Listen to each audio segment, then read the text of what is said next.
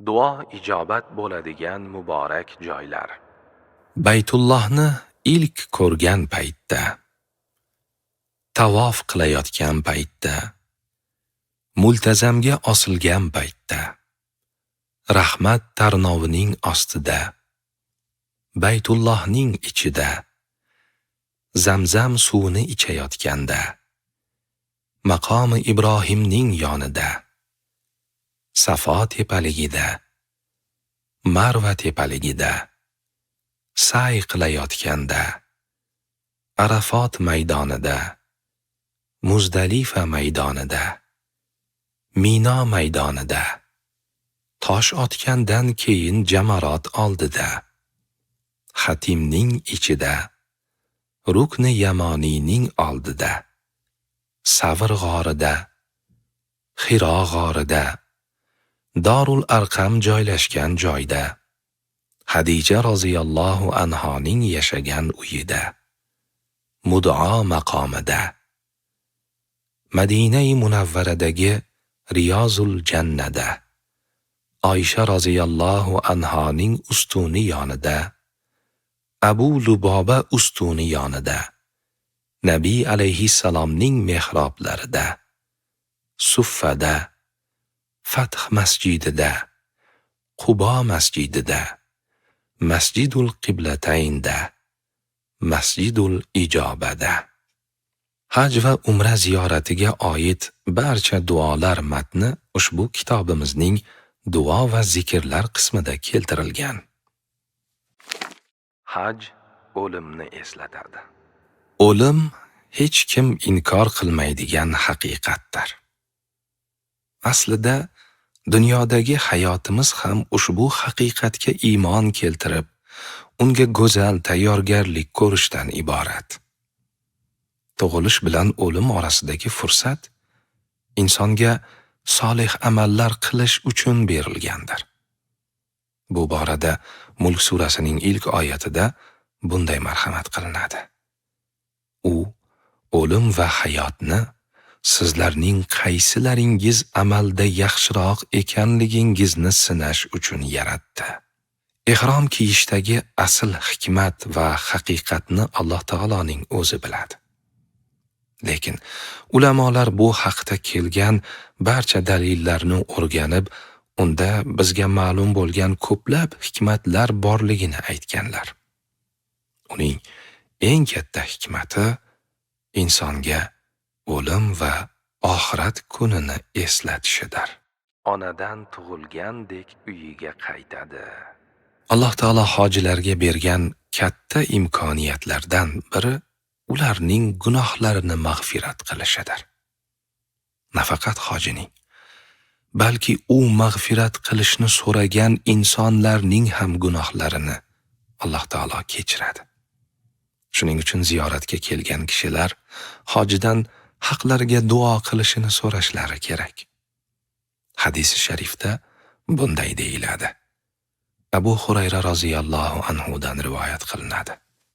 Rasululloh sallallohu alayhi va sallam: kim Alloh uchun haj qilsa, fahsh so'z aytmasa va fisqu fasod qilmasa, onasidan tug'ilgan kundagidek bo'lib qaytadi, dedilar.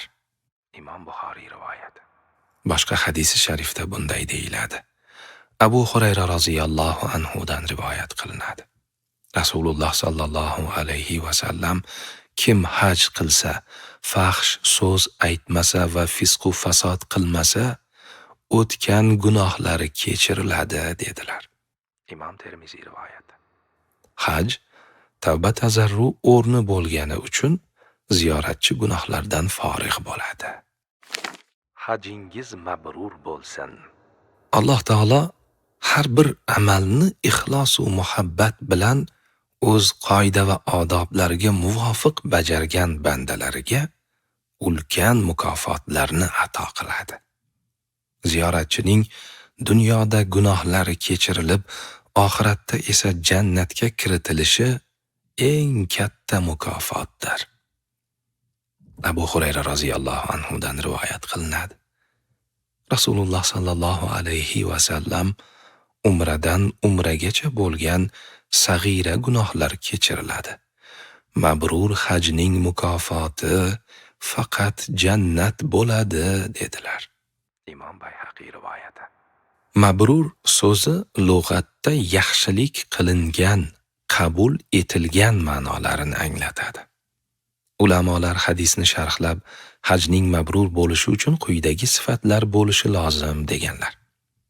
Ixlos, ziyoratchining zuhdi ziyoda bo'lishi, oxiratga rag'bat qilishi, hajning barcha hukmlarini to'liq bajarishi, safarda fisq va ma'siyatlardan saqlanishi, fahsh so'zlardan tiyilishi, riyo, sum'a va ujubdan saqlanishi.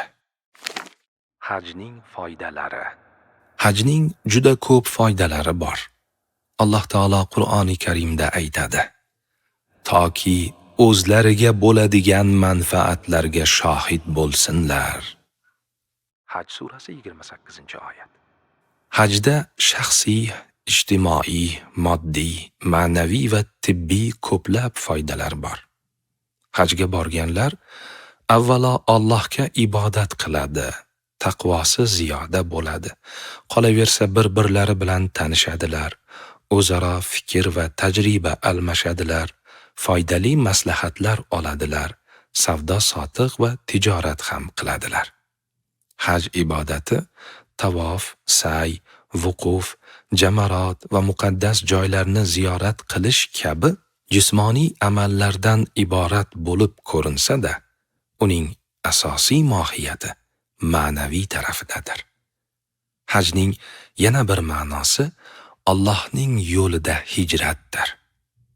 Ya'ni haj qilmoqchi bo'lgan inson ahli oila, molu dunyo, kasb, kor va uy-joyni ma'lum vaqtgacha tark qilib, Alloh taolo aziz qilgan muqaddas joylarni ziyorat qilish uchun boradi. Bu safar chog'ida Ibrohim alayhissalomdan tortib barcha payg'ambarlarning, qolaversa sahobai kiromlarning hijratlari eslanadi. Shuningdek, maqomi Ibrohim, Safo va Marva tepaliklari hamda Zamzam bulog'i Ibrohim alayhissalom, Ismoil alayhissalom va Hojar onamiz haqidagi o'tmish xotiralarni birma-bir yodga soladi va ularning sabr bardoshlari nechog'lik yuksak hamda ulug' bo'lganini his etadi. Irqi, jinsi, rangi, tili va ijtimoiy kelib chiqishidan qat'iy nazar, dunyoning har tarafidan kelgan barcha insonlar bir xil libosda, bir xil amallarni bajarayotganiga guvoh bo'ladi. Bundan Alloh taoloning huzurida barcha barobar ekaniga yana bir karra amin bo'ladi.